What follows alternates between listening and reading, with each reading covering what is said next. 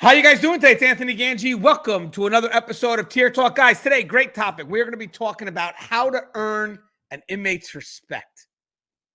So I'm going to wait because I think I'm going to lose people right now. So let me wait.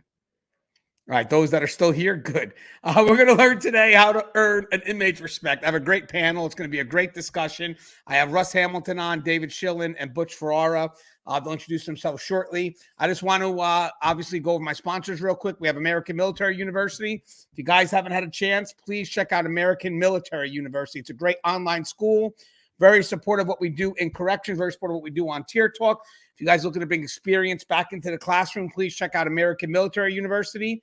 And we also have Guardian RFID, from inmate tracking and cell checks to cloud-based business and artificial intelligence. Guardian RFID digitally transforms jails, prisons, and juvenile detention facilities of every size. Visit guardianrfid.com for more information. Guys, we also put content at Guardian RFID as well. So if you guys get a chance, please check it out. Also, Inmate Manipulation Decoded is on the market. It's available at Amazon. The link to that is in the description. Thank you, guys. You guys are keeping the book moving. I appreciate that. And guys, you're going to meet my publisher today from Thin Line Media. He's on the show today. Now, this is a rough cover. It's probably going to look a little differently soon. But my next book, My Journey from Officer to Administration, Lessons I Learned While Working in a Prison. Guys, we're getting closer and closer. I'm thinking probably by the end of the month, but let you know as we get a little closer. But you're going to meet David Schilling today. He's going to be on the show. He's also going to provide some tips for today's discussion. And he is the one that is working with me editing the book, and we're going to publish it through Thin Gray Line Media. It's a new publishing company. If you guys work in corrections and looking to get a book or something published, he's a great resource to go to, because not only does he know how to publish a book on Amazon and knows how to edit, but he also has worked in the profession. So he understands the language and understands the jargon, which I feel to be a very big bonus in what we're doing. And guys, he really does know how to make a book turn into a masterpiece. And again, I'm really excited to get this one out. All right, so let's get Russ on. What's up, Russ? Anthony, so glad to be here on this topic. Oh, I'm going to be a little harsh. Hey, Russ, I noticed in your name it says founder of Keepers of Chaos, but it doesn't have author on here. It doesn't have author on there, but you know what? I think maybe this new guy Schilling that you're introducing me to, maybe will help out with that. You know, I've been remiss in wanting to get that part of my life started. But, you know, sometimes there's hitches in the giddy-ups that, you know, just need to be evened out a little bit first. You know what I mean? I want you to know, Russ already has a book written on social media, if you count all those comments and messages. All you got to do is just go back and make that into a book. Hey, Russ, you mind introducing yourself to our audience? No, not at all. My name is Russ Hamilton. I am a former and retired sergeant with California Department of Corrections and Rehabilitation. I am also a former senior juvenile correctional officer for a local detention facility here in my home county. I currently work for a private company where we do reentry and rehabilitation work with inmates in a correctional setting at a local jail, and probationers and parolees out of a local probation department. Now, you said you were a juvenile correctional officer. That means you were young when you were a correctional officer, or did you work for juveniles? I worked as a senior juvenile correctional officer, and I was not young at the time. I started doing that job when I was like 53 or 54, I think. Russ, you're young, it was just a new challenge for me to, you know, grab a hold of. The county here had never run a juvenile department before. They wanted someone that fitted the bill with regards to the whole security aspect of things. And so they hired me into a supervisory position. I was in the original ones. We were there before we had any juvenile inmates there. All right. And by the way, Russ has gone full circle. He went from custody and now he's on the rehabilitation side. All right. So let's also bring in Butch. What's up, Butch? Good evening, Anthony. How are you? Good. Butch, you mind introducing yourself, Butch? Fair enough. Yeah, my name is Butch Ferreira, former Assistant Deputy Commissioner of Massachusetts Department of Correction. I started as a correction officer back about a little over 35 years ago.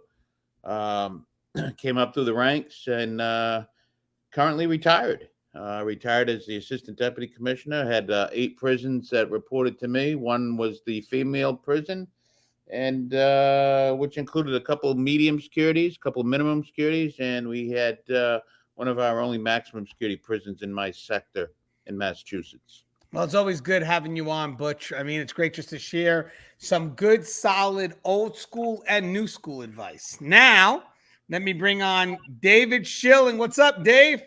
Not much. How are you doing? Good, Dave. Always a pleasure, man. So, Dave, I already kind of gave you a big little intro coming in, but if you don't mind introducing yourself again, I mean, I gave the publishing side, but let's talk a little bit about the correctional side. Could you mind introducing yourself? Sure, not a problem. My name is Dave Schilling. I live in Rochester, Minnesota. I work for the sheriff's office here. I work in the jail. Relatively small jail, but Rochester is a little bit unique because we have Mayo Clinic and we get people from all over the world here. So it's always something a little bit different every time. And by the way, guys, if I'm correct, I believe his boss is a supporter of what we do. I like to say supporter. I don't like to say fan. But it humbles me. That's pretty cool. So tell your boss that we appreciate the support by all means. So, guys, today's topic is in need of discussion. It's earning inmates respect. Now, real quick, guys, when we talk about earning inmates respect, we're talking about the inmates as a population, not inmates as individuals. And the reason why I'm going to say that is this is not a popularity contest. Okay, in the end, if you're seeking to be popular over getting respect, then the problem is that every time you have to go to give an order or directive, you're going to look for that inmate's approval because you're going to want to stay popular in their eyes. Guys, what we do, having to say no, doing things that they don't like, yeah, we're not going to be popular, but it guarantees us the respect from most of the inmates who will, from a distance, respect our duties and how we carry them out. So again, what I mean to say is this, is if you're looking to try to get respect by just one inmate, that's not how the system works. The key is to be respected by all inmates. So again, guys, usually all inmates means that if you carry your duties and you're professional, most inmates will respect that. But Russ is going to explain that as we move forward. But Russ, let's talk about the first thing that I just mentioned. Don't look to be popular. Now, real quick, in the book I have coming out, there's a segment about that. And as I mentioned, for officers or staff members that look to be popular, what's going to wind up happening is that look for popularity is going to wind up superseding the respect level, which means that every time you have to give a directive or you have to give an order that the inmate doesn't like, you are going to wind up being hesitant because you're more concerned about being liked by the inmate than you are about doing your job. What's your thoughts on that, Russ? That really plays into a lot of different things that happen when we're training our new boots and stuff. I think some of it is just, wording and phraseology that doesn't necessarily mean what it really means. You'll hear all the time, people, out there saying, well, you gotta give respect to get respect. And then we throw the R word out there all the time, respect, respect, respect. And what we really probably mean is just, courtesy. But we get caught up in this whole thing about, you need to be respected. You need to give respect. And we got to understand that the population that we deal with and even the inmates as individuals, I mean, by and large, they're, antisocial personality criminal types. So they operate on that on a whole different level from what we actually do, where, there's can be common bonding and respect between people. And so many times I think that we think that it does become that popularity contest, that we should be respected, but respected at what price, at what cost? And is respect really the word that we want to use? I think that there's some things that we need to flesh out about this. I think there's some things we need to examine and define and really put, the fine touches on with regards to what we actually mean when we're using terminology like this, when we're using these throwaway catchphrases like get respect to give respect or whatever that is, vice versa. Yeah, it kind of goes with the be firm, fair, and consistent. And what context? I mean, a lot of people do tend to throw that out, but like you've mentioned in past shows, there's a context to it. And the context really has has really, it really has nothing to really do with the inmate. It's how you have to carry yourself, and then dealing with the inmate will be a direct result of that. So, like you mentioned in the past, you want to be firm, fair, and consistent with yourself first in order for you to be able to have that effect on the inmate population. But you're right, a lot of us throw this stuff out in context. Respect is respect, but again, it's like, yeah, but you have yet to define what respect is. And as I mentioned before, I think when you look at respect, you have to look past the one inmate. You have to look at the fair treatment of all inmates, because again, if you just kind of focus on the one, there's a good chance that you wind up showing levels of favoritism to the one. So it's like, what would you do for everyone else, not just this one? What's your thoughts on that, Butch, when it comes to just the generalization of these terms, give respect to get respect? Russ is absolutely correct. How an inmate may define or understand respect, as opposed to, or in contrast to what we should define respect as, are totally two different things. They're coming from a criminal background. We are not, meaning the correctional side, the employee. So two totally different, same word, two entirely different meanings. But I think the goal is to get the inmates, meaning the inmate population, to somehow you have influence over them, or let's use that word respect. They respect you, but it takes a long time. This is not something that you can earn overnight. The inmates will be watching you, during different scenarios, different incidents, different interactions or altercations that may go on from day to day over a time period in a career. And it takes a long time to establish a good rapport, or a good, what's the word I'm looking for? Like, it's a good professional connection. Yeah, like I know, the inmate, if you transfer from one facility to the next, you almost have to start all over again. Mm-hmm. Because it's a different population, different inmates, different staff. But and that's another thing. If you getting respect from your peers will have a lot to do with how the inmates also treat you. Because there's no secrets, as I say, in prison. And maintaining and walking that straight line is very important, and over time, even more important. And that's where you'll develop that reputation and have that, what we're going to call respect. Yeah, you said a few good points there, by the way. First one definitely is how your peers see you could definitely affect how the population sees you, 100%. But you also mentioned something I thought Dave would like to attack a little bit, where respect does take time. I mean, what is it that you think the inmates are looking for that over time starts to build respect your way? Let me unmute you, Dave. All right, what do you got, Dave?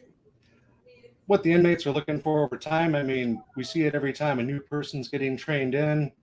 They see the new person walk in. Hey, we have to test this person out, kind of see what they're all about, test the waters. You also mentioned that you go to a new facility, you got to start all over again. It does take a long time to gain them. I don't know if respect is necessarily the right word a lot of the time. That's the word that we use. It's more like a working relationship, to where one side agrees to do one thing, the other side agrees to do one thing. It's more like a truce than it is anything else a lot of the time. Yeah, I love what you said about the working relationship.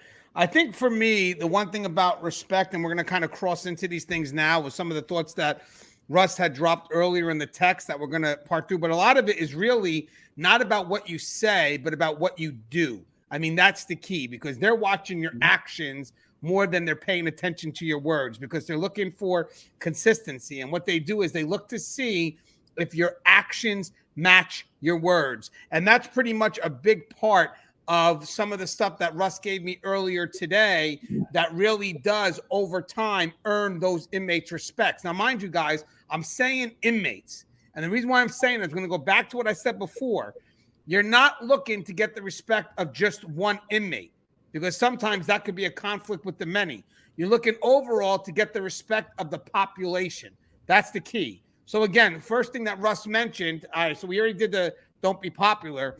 The first one Russ mentioned, I think this is key, and we'll start with Russ first, is follow through. So what's your thoughts on that, Russ?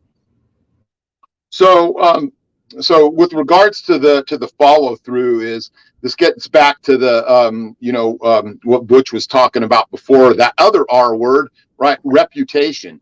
What happens is because we're seeking to affect the largest number in the inmate population that we can, when we follow through, when we do something that an inmate has asked us for, which that's part of our jobs many times, right? Or when they need something, whether it's a medical slip, to be able to, maybe contact their lawyer, whatever that thing is, whatever that object is that they're trying to get. If we tell them that, hey, we're going to help them, if we tell them that we are going to try and facilitate something, we should be following through. And the sole reason that we should do this and other things for the inmate population comes down to this. You and I, Anthony, we have done a number of different programs, videos on the whole thing about we do not want inmates united against us. And in this case, it would be against us as an individual. There's obviously no way that I can not piss off some inmates. I'm going to be taking their drugs. I'm going to be, maybe involved in uses of force with them. But I don't need to absolutely, make all of the inmates hate me. If the rest of them have the idea that at some base level, I am that firm, fair, and consistent, even though I'm not doing that for their sake, what I am doing is I am giving them a reason not to unite against me. One of the things that California Department of Corrections learned the hard way back in the day was they had segregated the tiers. You had the Crip tier, you had the Blood tier, you had the BGF tier, you had the Aryan Brotherhood tier, you had the Mexican Mafia tier. And what that did is it made it easy for one faction to unite itself against one officer. And it made it very difficult on keeping anyone in there on those specific tiers. So what we look to do instead is we don't worry about pissing some people off. We just try and make things fair enough that we're not pissing everybody off. Yeah, and guys, I want you guys to hear something about the follow through here.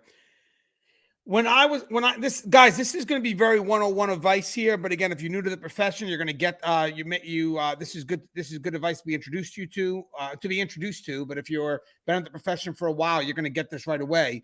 But follow through is very important. That's why we don't give out yeses so freely, because you could easily violate one of those areas of respect by saying yes and not being able to follow through. I have seen supervisors where a rookie has said yes to something and the supervisor did whatever they could to make sure that if the rookie had to correct themselves, they work with the rookie to go back to the inmate and do what they can so the rookie can maintain that level of influence and that level of authority, if you will. But having said that, guys, that's why you have to be very careful with that word yes. That's why we're taught right off the bat, if you don't know, say no first, or I'll get right back to you. But the key is even when you say I'll get right back to you, it is about the follow through.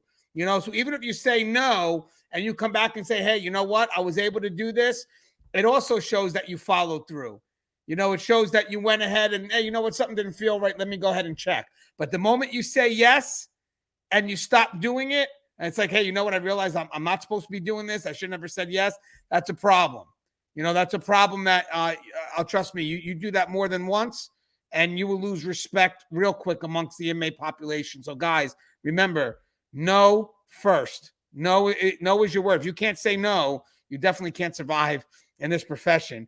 Hey, Butch, in your experience, I mean, how important is follow through with the inmate population?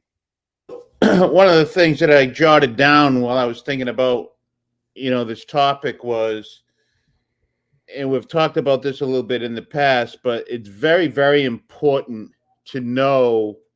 You say if you don't know, so I think it's very important to know, your policies and your procedures so that you can be consistent and you can stick with it. You'll never go wrong if you know, your policy and procedure, then you enforce it. I thought, and I always thought that there were two types of inmates. There were the younger, inexperienced inmate who, you weren't really going to get along with that inmate anyway.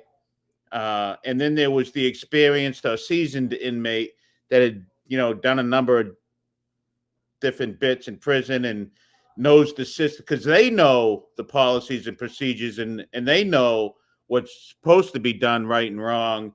And over a long period of time, if you can be consistent enforcing those things or, interpreting those rules and enforcing them and the protocols, that over time, I think, will give you some respect amongst the inmate population. The younger guys, what I used to like to call when I was a correction officer, I called them like crash dummies, the people that they sent out to do some of the heavy work.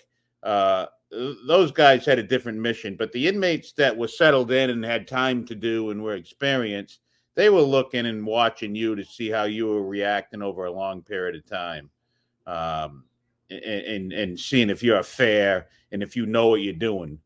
If you know what you're doing and how the unit's supposed to be run, what the rules are for property, what they are for medical, and you're holding everyone to the same standards, that's the way to go over time. Yeah, I like what you're saying, James, because one of the things that you mentioned, especially when it comes to the senior inmates, and I put this in there, is there is a level of expectation that they have in regards to each other's prescribed role. Like there are certain things we expect from them, but in return, there are also certain things that they expect from us. And again, if you notice what I'm saying, I'm making the inmates plural. Again, I want to just emphasize that, it's the level of expectations that they expect from us. Hey, Dave, in your opinion, from what's being said when it comes to follow through, in your experience, how important is follow through? Follow through is everything. If you say to an inmate, okay, I'm going to go check on this for you, whether it's a medical request, anything else they have going on, and you forget to do it or you just don't do it, they're going to call you on it. So the next time you have to deal with that person and you need them to do something, they might decide they're not going to comply as much as they might have in the past. It's really, like I said, it's a working relationship. It's give and take, and that's what they're always looking for. They're looking for somebody, can this guy help me with what I need to get done? In return, I need them to do what they need to do with the rules as well then. Yeah, and I'm gonna add something with that because that's spot on, Dave. The member guys, our consistency, like we talked about before, when we talked about firm, fair, and consistent, is really about how we view ourselves. Our consistency matters because our consistency commits our word to our actions. So if inmates don't see that commitment, if they don't see that connection, then it's hard for us to expect that from them in return. If that makes any sense, it's hard for us to go ahead and hold them accountable if we ourselves are not holding ourselves accountable, guys. Now, remember, guys, it's word to action. Word to action. They have to be consistent with each other, which brings us to something that I thought was a great perspective from Russ. I'll go with Russ first on this.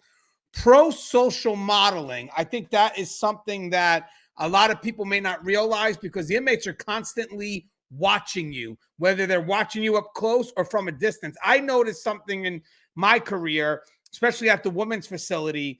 A lot of the inmates that were watching me would come out when they were getting ready to leave and they would say, hey, Gangi, thank you for doing what you did. And I never even knew that inmate was even paying attention to me. It's just that they kind of kept their distance and they watched things from afar, which is like, wow, they're always looking. Even the ones that you don't think are. But what's your thoughts on pro-social modeling, Russ? Well, this is a key factor in some ways in that what it does is it gives the inmate no excuses, right? Because when we're there, when we are exemplary in the way we're conducting ourselves as correctional officers, it just means that they know that there's no wiggle room for them. But not that there's no wiggle room for them in the sense that, hey, you know, we're just about policy and procedure and nailing them to the wall, but that they know that we're going to hold them accountable, that their sense of entitlement, which is part of their criminogenic needs, if you will, their sense of they're justified in what they do. We take that away from them through this pro-social modeling, and we give them a way that it may never impact them when they get out, seeing the pro-social modeling. They just may continue on their ways, but what it does do is it puts the shoe on the other foot, so to speak, and it becomes incumbent upon them to decide, you know, what kind of a struggle is this going to be? Is this going to be where I get really disrespectful, where I go hands on, where I go ahead and I just find a reason to say, hey, the system is against me, so I'm going to go ahead and fight this officer. Instead, what it is they then are perceived as in the wrong by the rest of the inmate population to a degree. And I'm not saying that this carries a lot of weight or that it carries over in every single thing we do and that we're going to change millions of inmate lives. But what I am saying is it is a tool that we can use. It's something that we can use to affect, is what I like to call the temperature of the unit. When you have every officer operating on this principle, you get a lot less resistance, in my opinion and in my experience. No, I think you're spot on with that. I also want to add something else too. Part about the pro-social modeling is that you yourself, when working in the prison or the jail, have to be on par with the rules and regulations. Your uniform got to look good. You got to be also doing what's expected of you, because if you choose not to do it, and if you take shortcuts or do things that are more convenient, problem is the population is going to pick up on that. And then again, you're trying to enforce rules that you yourself are not accountable to. And I want to talk about accountability real quick, because Russ threw that word out, and I think it's a very powerful word. But I want to tell you something when it comes to the word accountability. So I remember dealing with an inmate who would always fall back, but I could see that they were making the effort. They were trying. But again, you're in an environment where for the inmates, it's tough to maybe do something positive because they're surrounded by people that want them to do something negative. So when they decide to do something right, it's a complete breakaway from the environment that they're around. So it takes a lot of courage for an inmate to step up and do something right. I believe so, because I've seen inmates do the struggle. And again, I wish other inmates were more supportive of that, but most of the time they're not. And again, to see an inmate break away from that and become successful is pretty good. Now, again, I would tell an inmate, if they made a mistake and they found themselves in lock, but they were trying to do the right thing, I would tell them the importance of accountability is the same as giving you expectations of your potential. Like holding somebody accountable is telling them that they're better than this. So I know for some people, it's like, well, if you're holding me accountable, it's strictly punitive. Yeah, to some level, it could be seen that way, 100%. But there's also a level that could also be seen where it's like, hey, I'm holding you accountable because I know you're better. I tell my kids that all the time. Hey, Mia, you did something foolish here, but I'm going to hold you accountable because I know you're better than that. So I think the verbiage that Russ said is strong because it's a great balance between the punitive side, because you are going to take responsibility of what you did. You're going to step up and be held accountable, but it also highlights the fact that you can be better than this. And I think that that's a word that partners very well with rehabilitation. And again, by the way, if we're doing something wrong too, I expect the supervisors also to be holding us accountable, because you can't expect us to be respected by the inmates if we're not held accountable for the actions that we do that are not so favorable, if you would. Hey, Butch, what's your thoughts on pro-social modeling? Yeah, those are fantastic points. I think, again, as we opened up, they're always watching what we're doing, and you never watching when they're watching, but it's just, it's leading by example. How you look, if you come to work, when you come to work, are you on time? What you look like when you get there? Do you know what you're doing? Are you professional?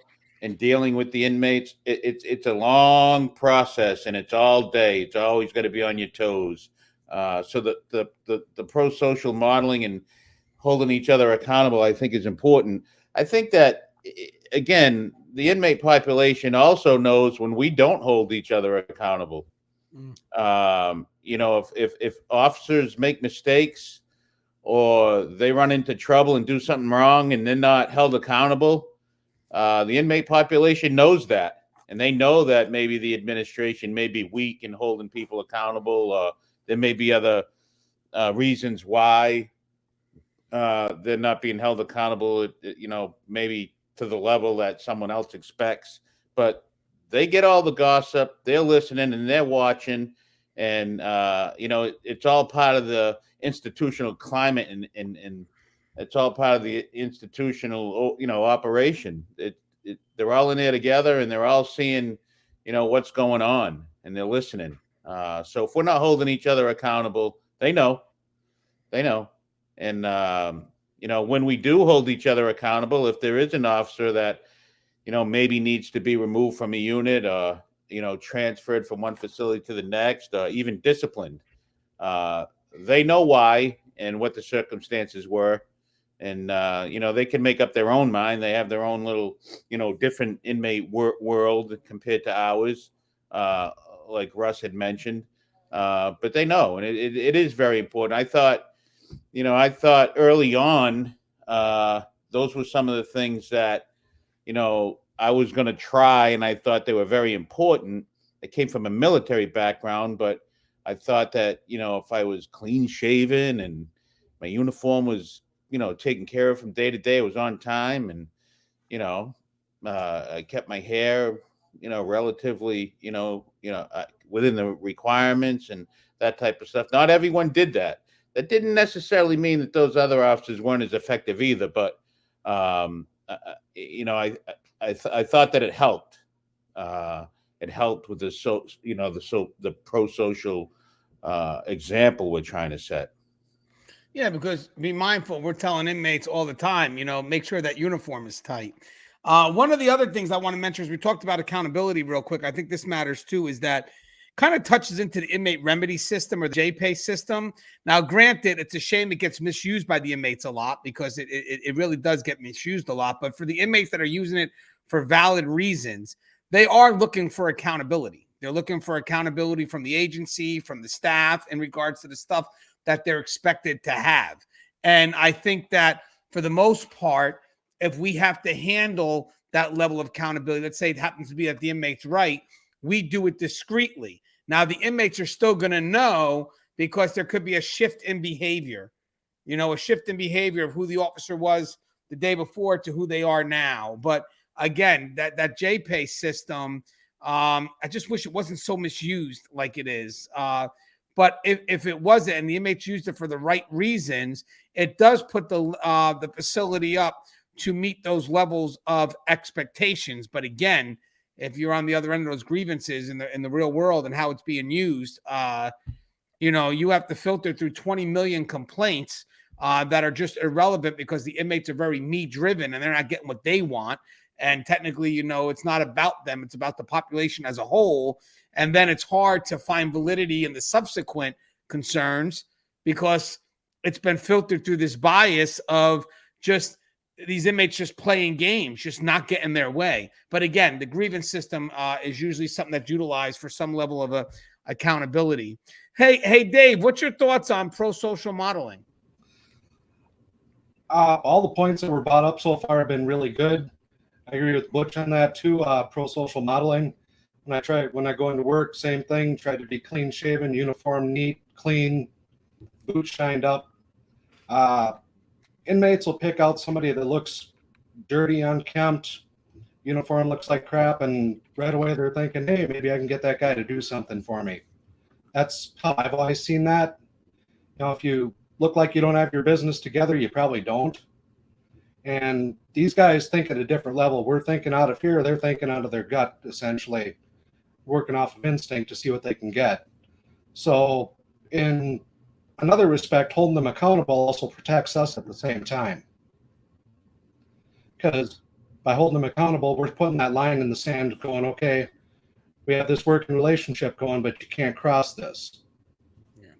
So the two areas kind of cross over. That's how I see that. Yeah, I agree with that 100%. I think that's where the accountability does matter. And again, there's a way to even serve it. Like Russ was mentioning before, like I mentioned, and we all mentioned, is the fact that, hey guys, the accountability is not just the punitive side of things. It's the fact that you are expected to do a little something better. And at this point here is that you are going to be held accountable for your actions, because at the end of the day we know you're capable of doing a little bit better than what you're doing now. I think this is a great point that Russ brought up again. Russ kind of gave us the 5 points here. I kind of touched on it at the beginning of the episode, but it's impartiality. It comes with the fair, firm, and consistent mindset. But this is what I mentioned before, where most of the inmates want you to carry. I would like to think so. Give them the benefit of the doubt. And the reason why is it's usually a small percentage that rile things up. But of course, they know how to rile it up to the point where it makes it feel like it's every inmate. But then when you look at everything, it's really just a selected handful out of the maybe a few thousand that you have that are really the problematic ones. But the impartiality matters, because when inmates start to see that staff are treating certain inmates with favoritism, there becomes a problem where other inmates may get jealous, envious. And then the biggest concern is now you're giving everything to this one inmate, and then you're depriving the other inmates what they're supposed to have. So impartiality, I mean, I know officers that literally are consistent. You know, when they deal with an inmate, literally it's whatever I would give to the rest of the population is no different than I would give this one. And I think that carries so much weight when it comes to respect, because that also goes on the other end of it too, the adverse of that, where even if you're a problematic inmate, if it's something you're supposed to have, I'm going to give it to you. This isn't personal here. It's my job. So I like how it works in both favors. It's just it's a good neutral standpoint. What's your thoughts on that, Russ? Yeah, so when I was thinking these things up, and I decided, okay, impartiality, it's a good model for us to use. There's a lot of different reasons why we really want to advance that. One is that, it gives us a defensible avenue should anytime there be made, allegations against us at whatever level those are made. When we have a track record of impartiality, our whole career becomes that much more defensible. Another part of it that I wanted to touch on was, this criminal rationalization that a lot of these guys have. And they start rationalizing their criminal and their antisocial behavior through a lens of, well, other people are treated better, that judge, if he had done what I did, he'd have got off scot-free. And there's a lot of that inside their thinking that allows them to just go ahead and say anything, do anything, from the point of, hey, people are biased against me. People are biased against me for whatever reason. And so when we display impartiality, when we try and take it to its logical conclusion, it just gives them that less to work with. And a lot of times, when they can't find that reason, or if they have to make something up that's just completely screwball, eventually there's just not much wind in their sails, and they will give up.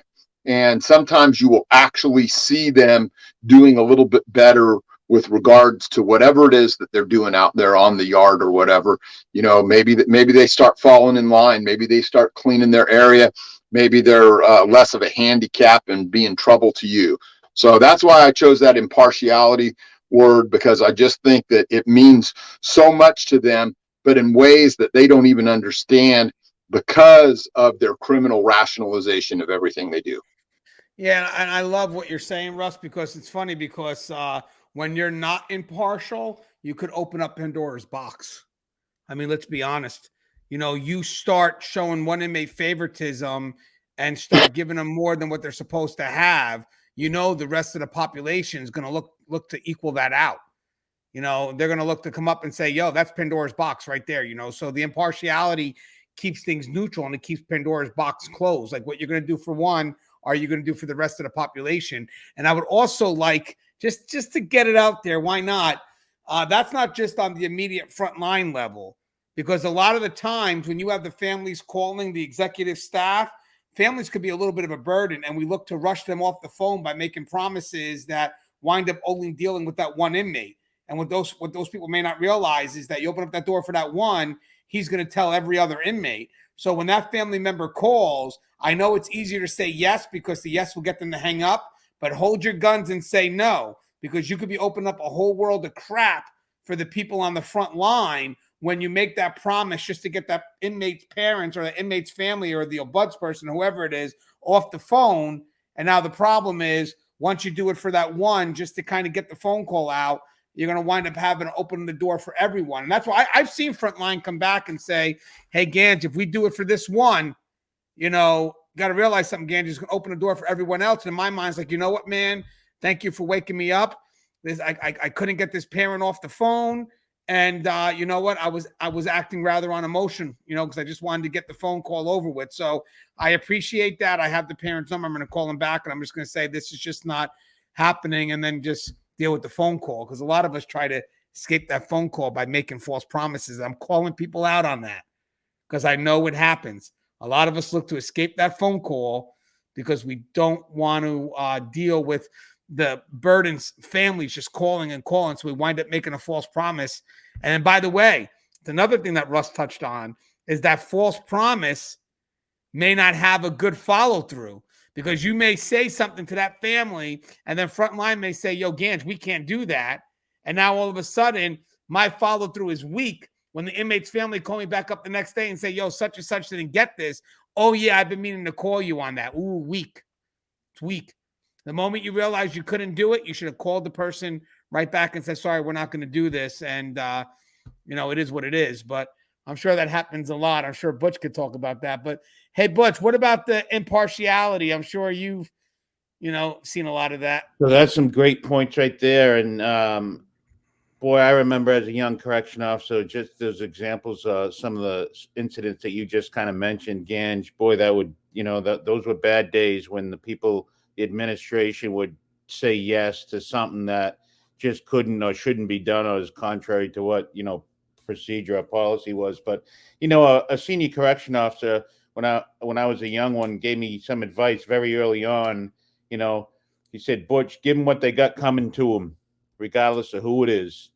And that can be some hard work. You have very, very difficult inmates that, have done anything up to and including assault you, and if it's mail or medical or commissary or visits, all of those things that are very important to the population, and they have it coming to them, you better find a way to give it to them. Because when you don't, it's a no-win for you. You're going to lose that, and I'm going to use the word trust, and then I'm going to throw in that word respect from the inmates. And you're also going to have a problem with the administration because they have it coming to them. They've got to get it. And, you hit it right on the head.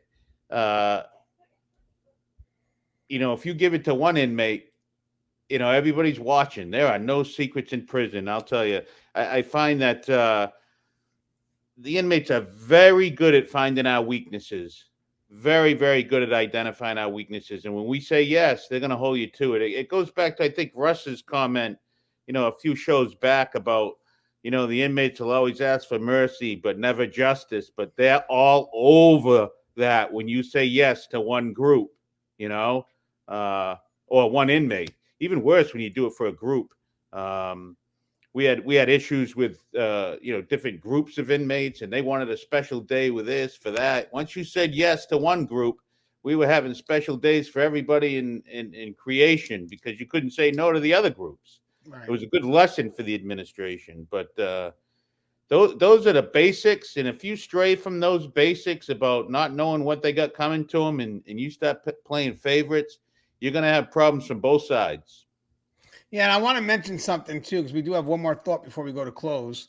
With the impartiality, guys, if you like Butch was touching on, and Russ, is if you start denying inmates things that they're supposed to have, it's going to fall into punitive and in some cases retaliatory, especially if it's directly off a staff assault.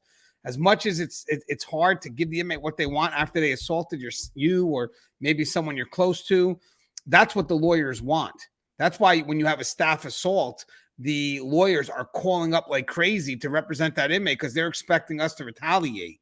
So they hate it when they find out that the inmate does got all their needs.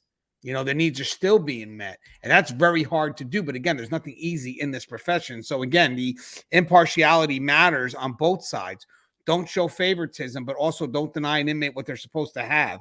I mean, that is key. And by the way, guys, sometimes administration may get on you for not giving that inmate what they were supposed to have. And it's like, well, they just assaulted staff, Gangi. I was like, yeah, but you're leaving us open to a major lawsuit because right now people are expecting us to retaliate. So we want to basically go, if we have to go to court, we're totally on the offensive, because we're in good shape because we did everything we had to do. And now this lawyer that promised to take this inmate's case pro bono, bad call because you messed with the wrong facility. Here, we operate on professionalism. Hey, Dave, what's your thoughts on impartiality? Well, it's like everybody else has said, you have to be impartial with everything that you do in there. I was just thinking about when you were talking about having family on the phone. I've had to answer phone calls for family. I can't imagine the mess that it would be if we started giving out information about, my son's in jail, blah, blah, blah. How's he doing? He has meds. He's all worried about their medical needs. We start giving away information like that, that's going to spread around a little bit. Plus, we get in trouble for HIPAA violations, too. As far as impartiality, if we don't take care of all people equally, we're going to have a really, really hard time ahead of us. And it's happened in my experience before where it was years ago with a different administration in our agency, but they had a particular inmate and they kept giving him stuff, and we ended up having massive problems with him, cell extractions almost daily with him. So that's what that ended up being. I want to add something that you mentioned that you just touched on that I thought was very important. So I'm going to tell you something, guys. We are going to be brought into law. We're going to get sued a lot. So the big thing about that is we're going to have a lot of interactions with a lot of different inmates, and we need consistency in how we carry things out because we're not going to remember every interaction that we have. And we're going to get called on to these lawsuits 5-6 years down the line. And basically what we go on is what our consistent behavior is. Like I can't remember dealing with, let's say, inmate Hamilton. I don't remember, but I know if we had this situation occur through who I am and how I act, these are the steps I would have taken. Now, the problem is if you start acting in a manner that's not as fair and consistent, opposite of impartiality, the problem is if you ever go to court, you have really no foundation because you're treating everybody differently and just not impartial. And now when shit hits the fan, when you go to stick to something that you thought you would have done, it's like, well, that's not what you did with this inmate. Really? Damn. And by the way, you're not comfortable with it either because in the end, like I could sit back and know I'm pretty consistent. Doesn't mean I'm predictable, but I'm pretty consistent in how I deal with the inmate population. And I'm going to tell you something right now. I know I'm in administration. And if there's ever a time where I have to stretch a rule because it happens, I know if you ask me it years down the line, I'm also going to be able to explain why I did it. That's how calculated I tend to be. Because again, that's what I'm going to lean on when I get challenged years down the line when I don't even remember these inmates. I don't remember this incident. What I do remember is me. Like Russ said before, I remember firm, fair, and consistent. I remember me. And because I'm consistent, I'm pretty much sure this is how I carry things out. So I think this is a great thing when it comes to the highest level because at any time you could be sued.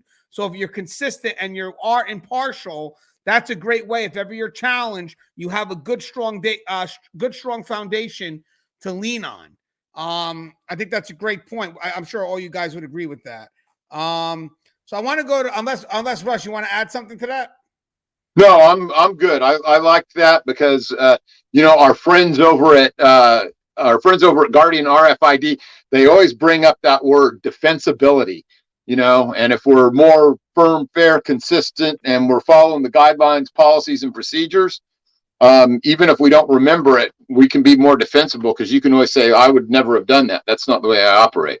Right. And guys, to be honest with you, the way you stand tall as that is by literally practicing those words. So again, I easily have faith in, how I am and how I carry myself. So I have no problem saying, sorry, guys, I wouldn't do it that way. This is how I would do it. And then later on, the lawyer will be like, yeah, that's how it was done. Because when they ask you first, they're going to ask you as if, you may have done something differently. You have to be able to stay firm and say, sorry, that's not me. It's not what I would have done.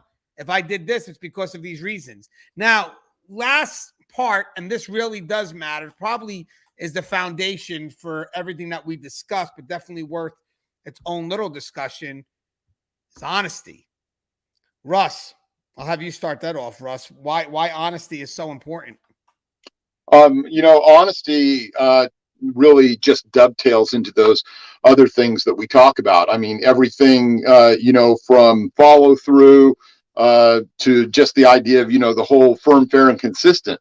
Honesty helps give us a benchmark. So once again, we know when we're operating on the right side of policy and procedure because we are not going to violate those. How do we know? Because when you're honest, you can remember everything that happens, or at least you'll remember the context in which it happened.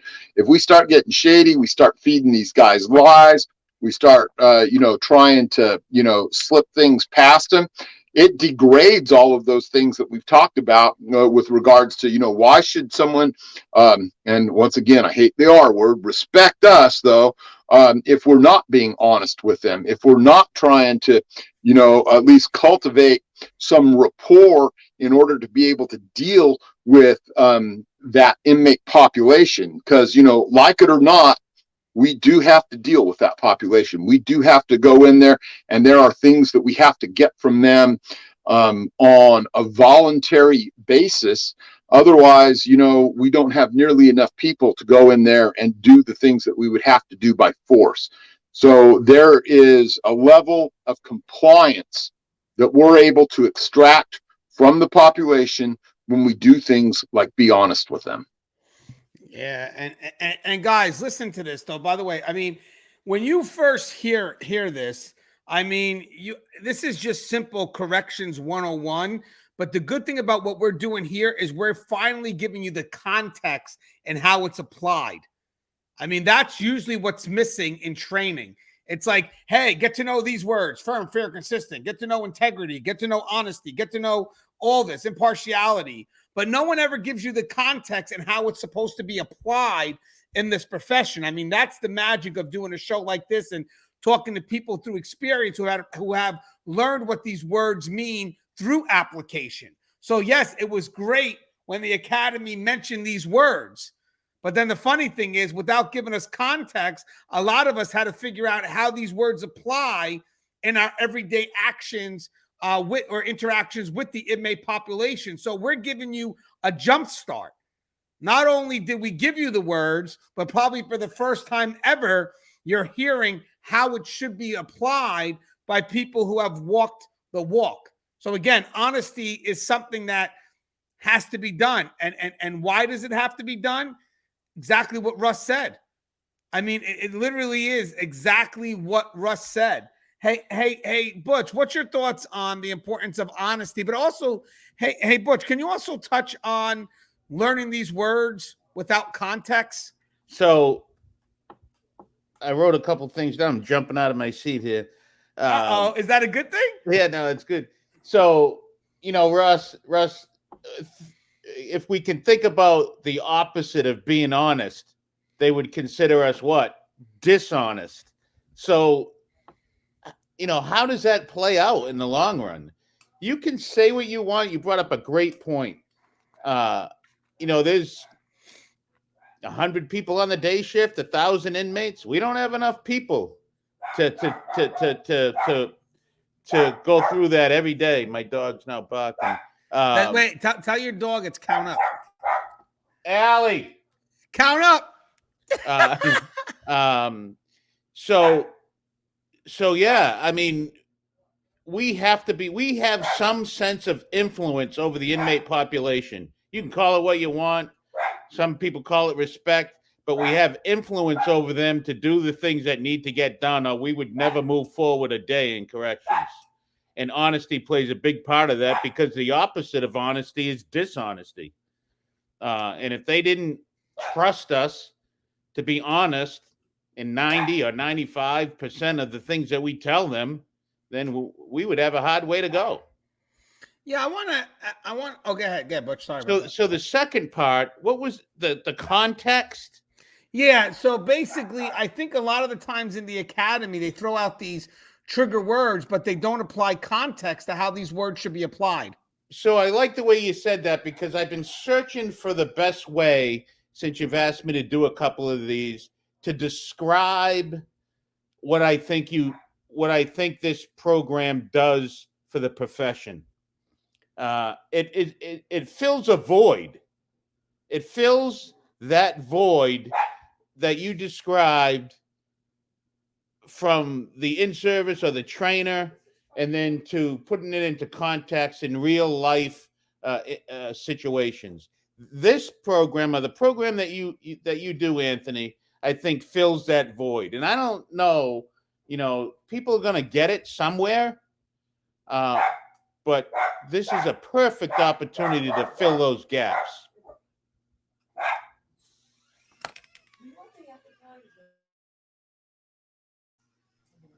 You're mute. Muted. Damn it. And the sad thing is, I've been trying to mute everybody. So Russ was trying to be the hero, but he was muted. So let me go back and tell Russ, you were muted. Sorry about that. That was my dog. My son and daughter came home and he was barking.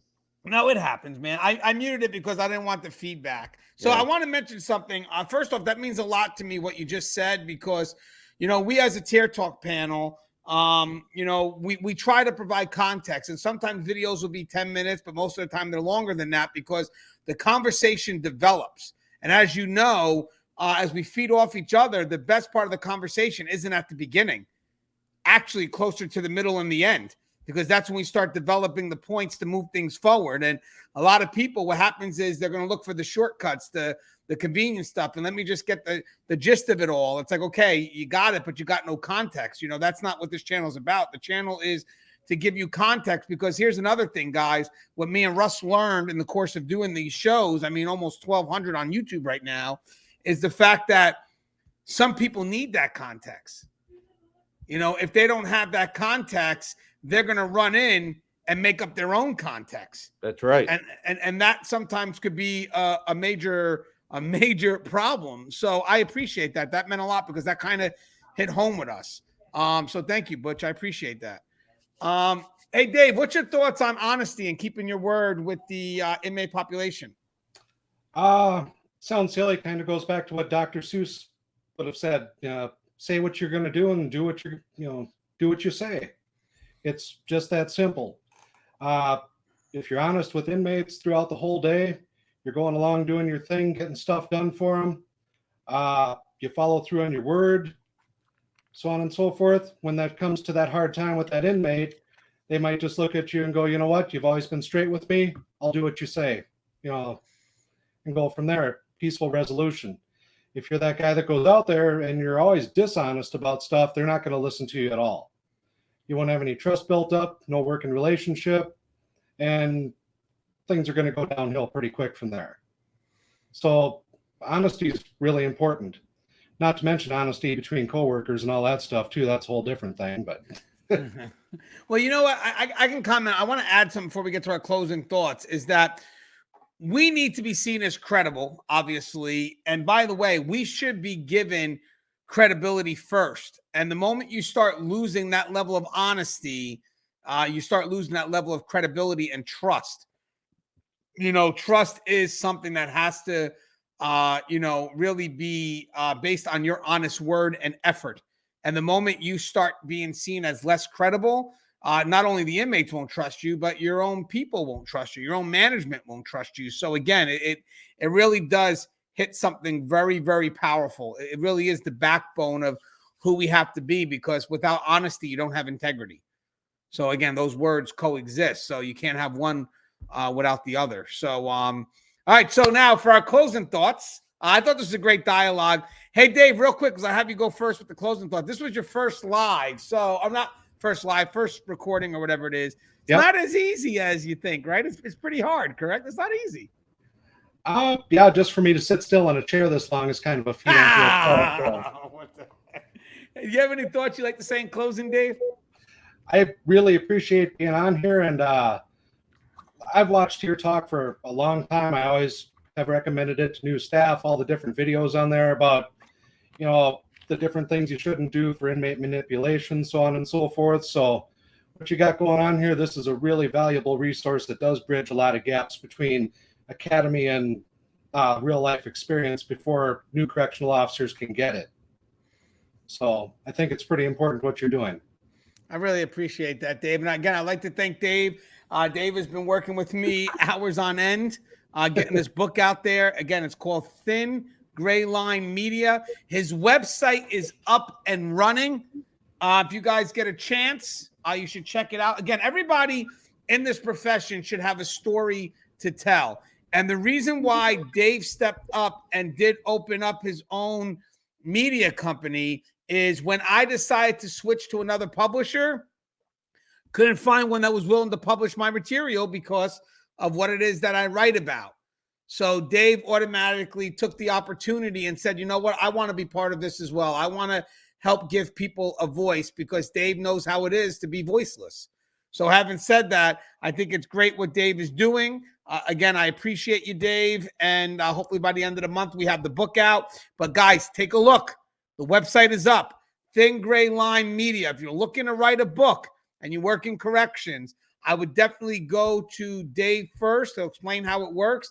But the cool thing about Dave is he keeps connected with you through the whole process to make sure that the message you want is what's seen on the pages of what you publish. And again, the best person to get that message across is probably someone else that's in the field, because they know exactly what you're trying to do. So again, Dave, thank you. And thank you, Thin Gray Line Media. I appreciate that. And Welcome. We'll get back to work soon. I'm sure we have a lot left to edit. But again, thank you, Dave. Hey, Butch, you have anything you'd like to say in closing? Hey, Butch, hold on. I can't unmute you for some reason. What happened? Can't unmute your guest because they chose to mute themselves. I did, and I did that so that we didn't hear young Duke barking anymore. So one of the things I thought of, and at the end of my career, I've said this many times to wardens meetings and superintendent meetings. I thought that, and the correction officers were like this, I thought some of the administrators were some of the biggest offenders of those phone calls and not being able to say no, and not knowing exactly what the policy said, or if they did know what it said, they didn't know the importance of it. So I think this fills the gap for them as well. Any administrator that's watching this, that it's important to, stick by the loyalty of the policy or the procedure. And if you don't know, go find out what it says. And if you disagree with what it says, or you don't understand why it says something, find out. Because once you start treating people differently, it's never going to go away. The inmates are always looking for that mercy piece to mitigate, being in prison. They're always looking for that. And, and they're never going to let it go. And it just makes times harder on the staff. So for administrators watching this program, pay attention to that. I appreciate that, Butch, because again, what's funny, guys, and I think I wrote about this in the book, but when it comes to speaking downwards, it's a lot easier than for a conversation to go upwards. It seems to be more intentional. So it's great to have dialogue like this and to be intentional with that message going upwards. So I agree with that 100%. It's good for management to kind of get a look at this, because you never know where you go to address something for the front line, and then in the dialogue it says, wait a second, hold on, that's not just front line now. You're going to have to also now pivot And now you're going to have to bring it back to management as well, because everybody's kind of involved in this, and it kind of deals with the workplace culture. So that's 100% spot on. I appreciate that, Butch. And Russ, do you have anything you'd like to say in closing, Russ? Yeah, loved being part of this conversation. You know, I think that I think we really hit on all cylinders, Dave and Butch and you and me. This is the kind of video that some of you that are administrators or managers or even trainers can now take back with you. And we've given you some words, we've given you some concepts. We've taken the abstract and made it concrete for you. Now you can start applying this, and these principles, these things we talked about, can really go a long ways towards helping, especially that young correctional officer, to understand what their place is in the world. Understand that, you know, they can use this as part of their toolkit to be a more effective communicator out there between everyone, not just the inmates, but the inmates and staff and managers and supervisors and administrators and the whole 9 yards. So kudos to you know, both Dave and Butch. I think that they really moved the topic along. I think this is going to be one of our best, at least in a long time, in my opinion. Yeah, I agree. Actually, it's funny because as I'm working on publishing this book, I have some thoughts I want to add. But you know what? In 5 years, I'm going to add 50 more topics. So I may have to push some of that over for the next book in 5 years, because it's funny, as soon as you write something and go to revisit it, you know, the world's constantly moving and you're wondering if you can always add more. And it's like, hey, Gangi, just stop, because, you know, you could always add stuff later on, because this topic, I thought we touched on a lot of unique things that I feel are just a different perspective, because again, you hear these words, but we apply context to it. And I think that's what matters. I think it's the context which gives us the perspective. Now, guys, again, you know, this is knowledge for anybody to take with them. Senior officers, frontline staff, rookies, management. I mean, it's really good roundabout discussion. So hopefully, you know, if you guys want to use it for training, use it for training. I think it's pretty good to be introduced in the academies as well. But as always, guys, the show is Tier Talk. If you haven't, please subscribe, interact, engage, comment, hit that bell. Bell's going to notify you every time I post a video. Stay safe.